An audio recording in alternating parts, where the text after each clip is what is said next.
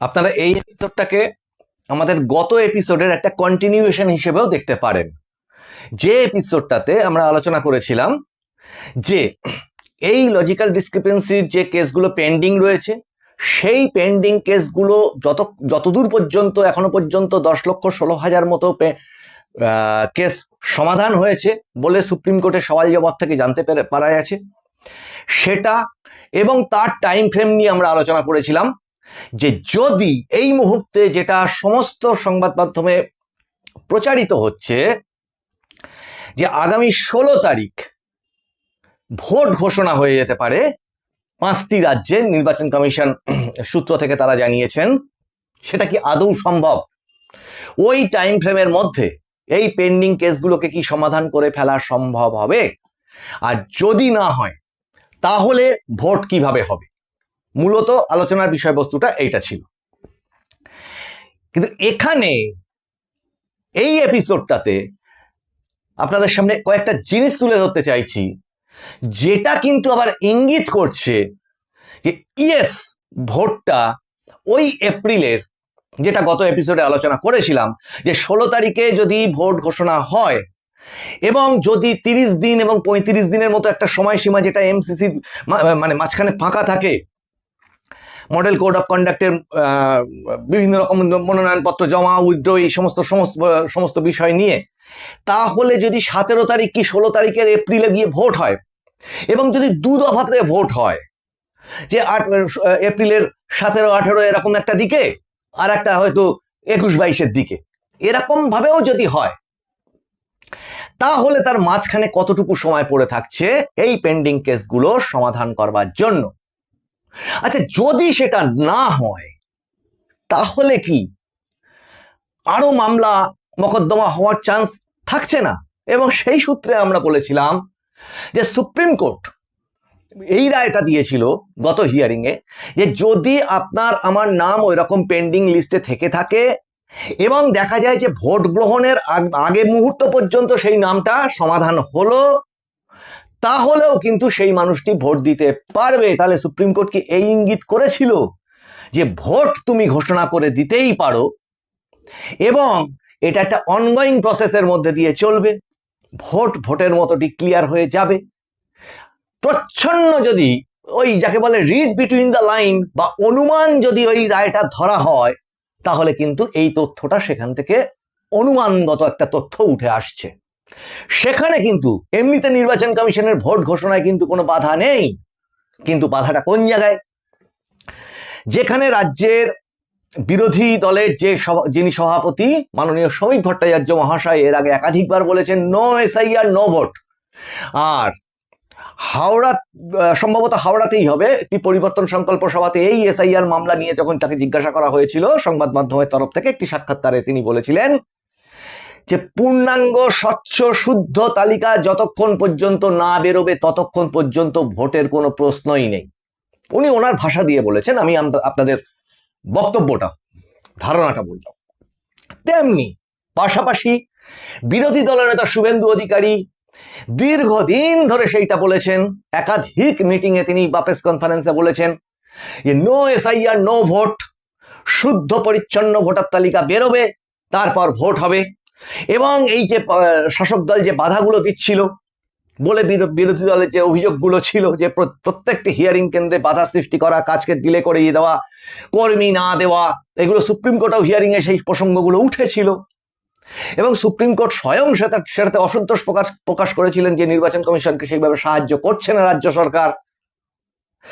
এই সামগ্রিক জিনিস নিয়ে যখন জিনিসটা পিছিয়ে পিছিয়ে পিছিয়ে পিছিয়ে একটা জায়গায় গিয়ে একটা 28 তারিখে তালিকা বেরোলো এবং সুপ্রিম কোর্টের নির্দেশ সেই পরবর্তীতে সাপ্লিমেন্টারি লিস্টগুলো বেরোবে বলে আমরা বসে আছি, তখন সেই বিরোধী দলনেতা শুভেন্দু অধিকারী কিন্তু, যিনি এর আগে বলতেন যে অটোমেটিক রাষ্ট্রপতি শাসন হয়ে যাবে, তারপর নর্মাল যে রাষ্ট্রপতি শাসনের আন্ডারেই ভোট হবে, এখন স্বাভাবিকভাবে পরিবর্তনপন্থী যে সমস্ত মানুষজন আছে তারাও আশায় বুক বেঁধেছিলেন এই ভেবে, কিসের ভেবে না আইন শৃঙ্খলাগত পরিস্থিতিতে শান্তিপূর্ণভাবে তারা একটি ভোট, নিজের ভোটটা দিতে যেন পারেন। তাহলে সেটার জন্য একমাত্র বিকল্প উপায় বিভিন্ন চ্যানেলের কমেন্ট বক্স এবং আমাদের এই চ্যানেলের কমেন্ট বক্স খুললেও এই কমেন্টটি পাওয়া যায় যে উইদাউট রাষ্ট্রপতি শাসন ভালো ভোট হওয়া সম্ভবই না। কিন্তু সেই শুভেন্দু অধিকারী মহাশয়, বিরোধী দলের নেতা, তিনি গত কয়েকদিন আগে, যেটা আমরা অলরেডি এই এপিসোডের শুরুতে দেখিয়েছিলাম এর অন্যান্য আগের এপিসোডগুলোতে, তিনি সেখানে দাঁড়িয়ে বলেছেন যে 15ই এপ্রিল মানে পয়লা বৈশাখের পর কিন্তু ভোট হতে পারে। তাহলে 16ই মার্চ যদি ভোট ঘোষণা হয়, পয়লা বৈশাখ 15ই এপ্রিল, মোটামুটি 1 মাস, তার থেকেও আরো 5 দিন এগিয়ে যান, ওটা দাঁড়ায় হচ্ছে 20শে এপ্রিল। তাহলে 17, 18 এরকম সময় কি ভোট হতে পারে এপ্রিলের? পাশাপাশি যারা রাষ্ট্রপতি শাসন চাইছিলেন যে হ্যাঁ ওর মধ্যে হোক, তাদের খারাপ লাগলেও এইটা একটা জিনিস যেটা দেখা যাচ্ছে, আপনারাও ভাবুন সেটা নিয়ে, আর আপনাদের মনের কথাটাই মানুষের ভাষায় তুলে ধরি। সেটা হচ্ছে কি, এখন অনেকেই বলছেন যে মমতা বন্দ্যোপাধ্যায় এই যে অনেক কাণ্ড করে এই যে ধর্ণাটা নিয়ে বসেছিলেন, ওনার মনের মধ্যেও বা ওদের দলের মনের মধ্যেও হয়তো ছিল এটা অনুমান যে হ্যাঁ এই ধর্ণার ফলবশত তাদের রাজনৈতিক ডিভিডেন্ড হবে।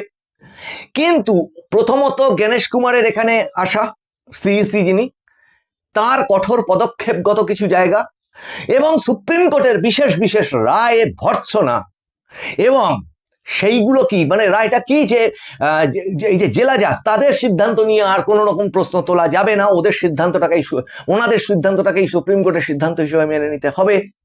তেমনি গণেশ কুমারও জানিয়ে দিয়েছেন যে বৈধ কোনো ভোটারের নাম বাদ যাবে না, আমরাও সেটা চাই না যে কোনো বৈধ ভোটারের নাম যেন বাদ না যায়। তার জন্য ট্রাইব্যুনালের ব্যবস্থা করেছেন স্বয়ং সুপ্রিম কোর্ট, অবসরপ্রাপ্ত প্রধান বিচারপতিদের নিয়ে সেটা গঠন হবে, সেটা তো আছে। কিন্তু এই 30 দিন সময়সীমার মধ্যে কি ওই লজিক্যাল ডিসক্রিপেন্সি মেটানো যাবে? কিন্তু রাজনৈতিক দলেদের যে তৎপরতা, এই যে মমতা বন্দ্যোপাধ্যায় ধর্ণা চলা মানে সেটা ওই যে আচমকা বন্ধ হয়ে যাওয়া, এইটা কিন্তু রাজ্যের মানুষের কাছে অন্যরকম ঠেকেছিল। আমরাও সেটা নিয়ে এপিসোড করেছিলাম যে এটা হয়তো তার রাজনৈতিক একরকম রাজনৈতিক পরাজয়। কিন্তু আবার রাজনীতিতে তো অনেক কৌশলও থাকে, যাকে বলে 1 step backward for the 2 step forward, 1 পা পিছিয়ে এসে সামনে 2 পা লাফ মারা, এই ধরনের কৌশলও তো থাকে। তাহলে ওনাদের কাছেও কি এই খবরটা এসে গেছিল যে এখন ওই যে ধর্ণা কর্মসূচিতে যদি ওনারা ব্যস্ত থাকেন, তা আর ভোট একদম মুখোমুখি এসে গেছে, তাহলে তার মাত্র 30 দিন বাকি ভোট। বঙ্গবাসী শুধু দর্শকবৃন্দ, মাত্র 30 দিনের মতো কিন্তু আমাদের 30 কি 35 দিনের মধ্যে আমাদের সেই বহু প্রতীক্ষিত নির্বাচন, বিধানসভা নির্বাচন। তাহলে যে রাজনৈতিক দলের একটা প্রস্তুতির ব্যাপার থাকে, সেই প্রস্তুতি বাধাপ্রাপ্ত হতে পারে ওই ধর্ণার ফলে। তার থেকে নির্বাচনী প্রস্তুতি অনেক বেশি জরুরি, যেখানে একটি শাসক দল, আগের এপিসোডগুলোতে সেগুলো নিয়ে প্রচুর সমালোচনা করেছি, আলোচনা করেছি, বিশ্লেষণ করবার চেষ্টা করেছি, আজকে সেটা করছি না। কিন্তু সামগ্রিকভাবে যদি বলা যায় যে একটা কোণঠাসা অবস্থা বা বিপর্যস্ত অবস্থা, একটি শাসক দল বলুন, একটি রাজনৈতিক দল বলুন, বিভিন্ন মামলা মোকদ্দমা, এই তো সামনে 18 তারিখ, যদি 16 তারিখ ভোট ঘোষণা হয়, 18 তারিখ মামলাটা সেদিনকে কোর্টে উঠবে কি উঠবে না সেটা আলাদা ব্যাপার। কিন্তু অন্তত এখনো পর্যন্ত জানা যাচ্ছে সেই যে ইডি ভার্সাস আইপ্যাকের যে কেস, সেটার আবার হিয়ারিং কিন্তু ওই 18 তারিখ সুপ্রিম কোর্টে আছে। এছাড়া বিভিন্ন রকম মামলা মোকদ্দমা, প্রতিদিন আন্দোলন, এই সমস্ত নিয়ে শাসক দল নানানভাবে বিপর্যস্ত বা কোণঠাসা অবস্থা, যাকে বলে বিরোধী রাজনীতিকদের এটা একটা সুবর্ণ সুযোগ। এটা যেমন একটা ঠিক, তাহলে তিনি চাইবেন যে তার ঘর গোছানোর জন্য ওই ধর্ণার থেকে হয়তো বেশি উপযোগী হবে যে রাজনীতির ক্ষেত্রে তাদের ঘর গোছানো, রাজনৈতিক কৌশল তৈরি করা, রাজনৈতিক প্রচার কর্মসূচি তৈরি করা। সেই কারণে হয়তো ধর্ণাটাকে তাড়াতাড়ি উঠিয়ে নেওয়া হলো। পাশাপাশি শুভেন্দু অধিকারী যে মন্তব্য করলেন যে 15ই এপ্রিলের মানে উনি বলেছেন পয়লা বৈশাখের পর ভোট হতে পারে, তাহলে এই দুটো কিন্তু পাশাপাশি মিলে যাচ্ছে। পাশাপাশি আবার এটাও মিলে যাচ্ছে যে দিল্লিতে আমরা যেটুকু জানতে পারছি যে বিরোধী দল বিজেপির তরফেও কিন্তু রাজনৈতিক তৎপরতা তুঙ্গে। যেমন এই 14 তারিখে প্রধানমন্ত্রী আসবেন, পরিবর্তন সংকল্প যাত্রা যেগুলো হয়েছিল সেগুলো ফাইনাল হয়ে গেছে, হয়ে যাওয়ার পরে প্রধানমন্ত্রী মোদীর যে সভা হবে 14 তারিখে, তাহলে সেই সভাটার কি অপেক্ষা, এবং সেই সভাটার পর যেখান থেকে প্রধানমন্ত্রী বেশ কিছু সরকারি কর্মসূচিও ঘোষণা করবেন। এর আগের বেশ কয়েকটা এপিসোড আগে কিন্তু আমরাই বলেছিলাম যে 14 তারিখের আগে অন্তত ভোট ঘোষণা হবে না, তার কারণ ওই দিনকে প্রধানমন্ত্রীর বেশ কিছু সরকারি কর্মসূচি ঘোষণা আছে, আর ভোট ঘোষণা হয়ে গেলে কোনো নির্দিষ্ট সরকারি কর্মসূচি ঘোষণা করা যায় না, এমসিসি বা মডেল কোড অফ কন্ডাক্ট হয়ে যায়, যেটা যারা জানেন না তাদের জন্য বলছি। আর এই 14 তারিখের পর মানে 16 তারিখ যদি ভোট ঘোষণা হয়, বিজেপির তরফ থেকে যে রাজনৈতিক তৎপরতাগুলো দেখা যাচ্ছে, তাদের যে সংকল্পপত্র প্রস্তুতি, তাদের যে প্রার্থী তালিকা তৈরি, দিল্লিতে বিভিন্ন রাজ্য স্তরের নেতাদের ডেকে পাঠানো, বারবার করে বৈঠক করা ইত্যাদি, এই সমস্ত রাজনৈতিক তৎপরতাগুলো হতেই পারে যে ভোটের জন্যে তাদের নিজস্ব প্রস্তুতি। প্রথম কথা, সংগঠন চতুর্দিকে সারা রাজ্যের বুথগুলোতে সংগঠনকে কিভাবে তারা পরিচালিত করতে পারবে। যদি খুব অবাধ নির্বাচনও হয়, সেক্ষেত্রেও ভোটকে একত্রিত করা, জনমতকে একত্রিত করা, সেইগুলো কতটা পেরে উঠবে বা সেই সংক্রান্ত যে কর্মসূচি তাদের, সেগুলো নিয়ে হয়তো তৎপরতা। এখন এই সামগ্রিক যে রাজনৈতিক তৎপরতা, এটা কিন্তু আবার দিক নির্দেশ করছে যে ভোটটা কিন্তু হয়তো এপ্রিলের শেষের দিকে হয়ে যেতে পারে। মাঝখানে প্রশ্ন থাকছে কয়েকটা, এবং সেগুলোই আসল প্রশ্ন বলে আমার মনে হচ্ছে। অনেক সংবাদ মাধ্যমে দেখছি, কিন্তু এই প্রশ্নটাকে দেখছি না যে কেউ খুব একটা বেশি অ্যাড্রেস করছে। আরে বাবা, যেটা সবচেয়ে বড় সমস্যা ছিল সেটা তো ওই টাইমিং। রাষ্ট্রপতি শাসনের প্রশ্নটা উঠেই ছিল, সেটা বিরোধী দলনেতাদের মুখ থেকে, বিরোধী দলের পক্ষ থেকে। সেটা তো সেই ওই লজিক্যাল ডিসক্রিপেন্সির যে কেসগুলো, 60 লক্ষ কেস, সেই কেসগুলোর জন্যেই এই যে টাইম ফ্রেমটা। তাহলে তখনও তো অনেক পণ্ডিত একদম খাতা কলম নিয়ে হিসাব করেছেন, এবং আমরাও এখানে বসে হিসাব করে বলেছিলাম যে যে গতিতে এসআইআর প্রসেস চলছে, তাতে করে শাসক দল নিজের ক্ষতি নিজে করে নিজে রাষ্ট্রপতি শাসন ইনভাইট করে এনেছে। কিন্তু তার পাল্টা কি অন্য কিছু হতে পারে? খুব দ্রুত এসআইআর কমপ্লিট হয়ে যেতে পারে কি, এবং সেক্ষেত্রে আরো মামলা মোকদ্দমা হওয়ার কি চান্স আছে? থাকলে সেই সুপ্রিম কোর্টে থেকে তো সেই রায়টা, কারণ সুপ্রিম কোর্টই তো সমস্তটা এই মুহূর্তে হাইকোর্টের তত্ত্বাবধানে সমস্ত জিনিসটা পরিচালনা করছেন এক প্রকার। তাহলে কি 4 রাজ্যের বিধানসভা ভোট 16 তারিখে ঘোষণা হয়ে গেলেও পশ্চিমবঙ্গটা হয়তো হবে না, অথবা ঘোষণা হয়ে যেতে পারে। তার জন্য রাজনৈতিক দলেরা নিজেদের ঘর গোছাচ্ছেন। এর সঙ্গে সঙ্গে যেটা জরুরি সেটা হচ্ছে সিএএ। এই পয়েন্টটা কেউ মানে ভুলে যাবেন না। যে সমস্ত যেটুকু আমরা জানি যে মতুয়া সম্প্রদায়ের যে সমস্ত মানুষজন যারা বাংলাদেশ থেকে আগত উদ্বাস্তু হিন্দু, তাদের যে যাকে বলে সিটিজেনশিপ কার্ড পাওয়া, সিএএ, তাতে যে আবেদন এবং সেই আবেদনের নিষ্পত্তি, বিজেপির নেতারা অনেকটাই বলেছেন নদিয়াতে প্রচুর পরিমাণে হয়েছে, ডক্টর সুকান্ত মজুমদারের এলাকাতে হয়েছে, বনগাঁতে হচ্ছে। এবার সেইটা যতটা পরিমাণ বাদ পড়ছে, ততটা পরিমাণে সিএএ আবেদন হয়ে নাগরিকত্ব পেয়ে কতটা যাবে এইটুকু সময়ের মধ্যে, সেটাও কতটা সম্ভব। এবং বহু দর্শকবৃন্দ এই কমেন্টও করেছেন, আমাদের এই চ্যানেলেই করেছেন, যে এই কি বলে এটাকে এসআইআর প্রসেসের মাধ্যম দিয়ে যে সমস্ত বৈধ ভোটারদের নাম বাদ চলে গেছে, তারা যে নতুন করে আবেদন করছেন ডিওর কাছে বা ডিস্ট্রিক্ট ম্যাজিস্ট্রেটের কাছে বা সিইওর কাছে, সেই ফর্ম 6 এর যে আবেদন বা নর্মাল আবেদনপত্র, কোন রকম ভুল ত্রুটি বশত কিছু হলে, তাহলে সেই আবেদনগুলোর নিষ্পত্তি কি এর মধ্যে হওয়া সম্ভব হবে? এতগুলো প্রশ্ন চিহ্ন কিন্তু থেকে যাচ্ছে। তাই আমাদের সকলেরই চোখ নজর রাখতে হবে যে নির্বাচন কমিশন 16 তারিখে বা 17 তারিখে কি করেন। কারণ জ্ঞানেশ কুমার কিন্তু একটা কথা বলেছেন, পশ্চিমবঙ্গ, শুধুমাত্র পশ্চিমবঙ্গের ক্ষেত্রটাই কিন্তু তিনি মেনশন করেছিলেন সেখানে।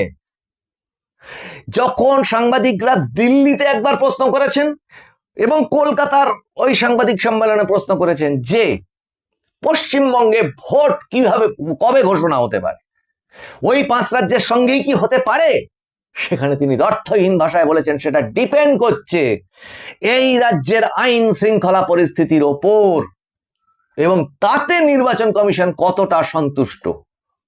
এবারে যে পরিমাণ ব্যবস্থা নিয়ে নির্বাচন কমিশন নিজেও নামতে চাইছে, এই 30 দিন সময়সীমা পশ্চিমবঙ্গের ভোটের জন্য, সেটা নির্বাচন কমিশনের কাছেও কি যথেষ্ট? যে অবাধ নির্বাচন করবার জন্য যা যা কিছু তারা বলেছেন, ওয়েবকাস্টিং থেকে শুরু করে ওয়েবকাস্টিং বন্ধ হয়ে গেলেই বুথে পুনর্গণনা হবে,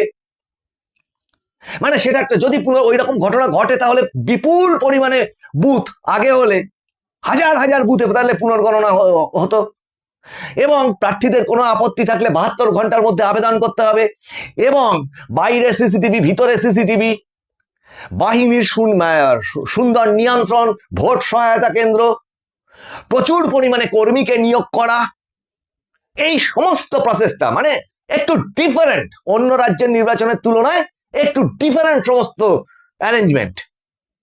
এই সবটা কি এই 30 দিনে ওই নির্বাচন কমিশনের পক্ষেও সম্ভব? এই প্রশ্নগুলো, এই সাধারণ প্রশ্নগুলো এই দুটি এপিসোড জুড়ে আপনাদের সামনে তুললাম। আপনারা কমেন্টে জানান আপনাদের মতামত। আপনাদের মতামতই ভ্যালুয়েবল এবং দেখছেন আপনাদের মতামতগুলো নিয়েই এখানে আমরা এপিসোডে আলোচনা করি, কারণ মানুষের ভাষা মানুষের মনের কথা বলে।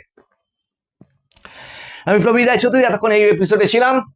আপনাদের ভালো লাগলে লাইক, শেয়ার, কমেন্ট করুন, সাবস্ক্রাইব করুন, নোটিফিকেশন অন রাখুন নতুন নতুন এপিসোডগুলো পাওয়ার জন্য। আপনাদের সঙ্গে আবার দেখা হচ্ছে সামনের এপিসোডে। নমস্কার।